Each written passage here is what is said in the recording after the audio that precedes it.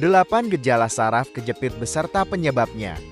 Saraf kejepit adalah suatu kondisi di mana adanya tekanan pada saraf oleh jaringan di sekitar tubuh, seperti tulang, tulang rawan, dan otot, sehingga saraf menjadi rusak dengan gejala nyeri hebat, kesemutan, dan mati rasa saat beraktivitas. Rasa nyeri saraf kejepit dapat menyebar hingga ke seluruh tubuh.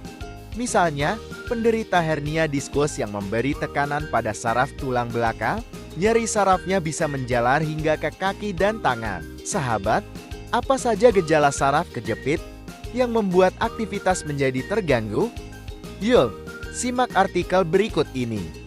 Penyebab saraf kejepit. Kementerian Kesehatan Republik Indonesia menyatakan jika saraf kejepit disebabkan oleh posisi tubuh yang dapat meningkatkan tekanan pada saraf, misalnya memberi tumpuan pada siku dan menyilangkan kaki dengan durasi yang lama.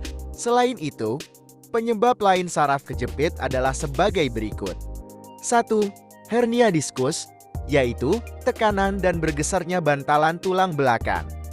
2. Radang sendi atau rheumatoid arthritis yang dapat menekan saraf di sekitarnya.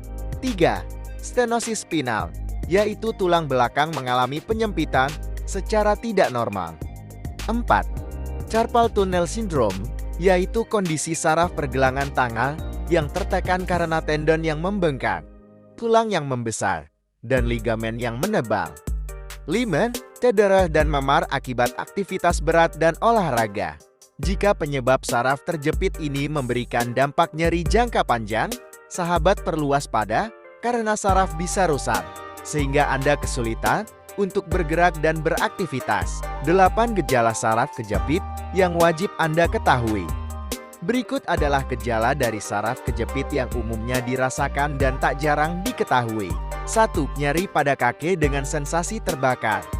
Saraf kejepit menyebabkan nyeri punggung bawah yang memberi tekanan pada tulang belakang, lalu nyeri saraf tulang belakang menjalar hingga ke seluruh kaki dengan rasa panas seperti terbakar.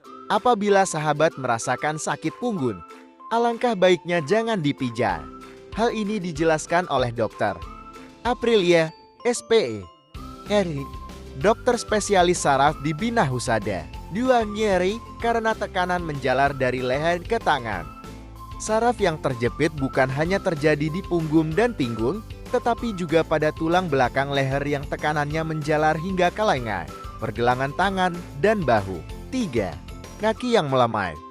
Gejala yang umum dirasakan penderita saraf kejepit adalah kaki yang tidak lagi kuat seperti dulu untuk bergerak dan berjalan.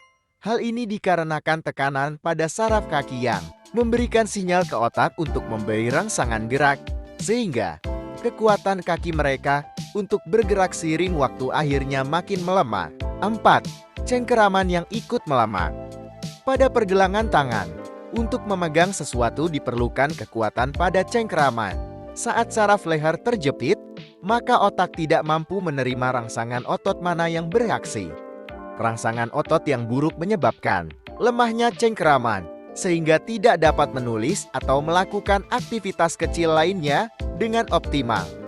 5. Rasa kebas atau mati rasa. Saraf yang terjepit pada bagian tubuh tertentu membuat Anda merasa kebas. Mengapa?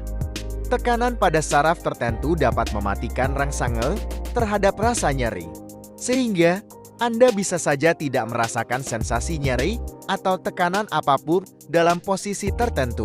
6. Nyeri hingga tertusuk jarum.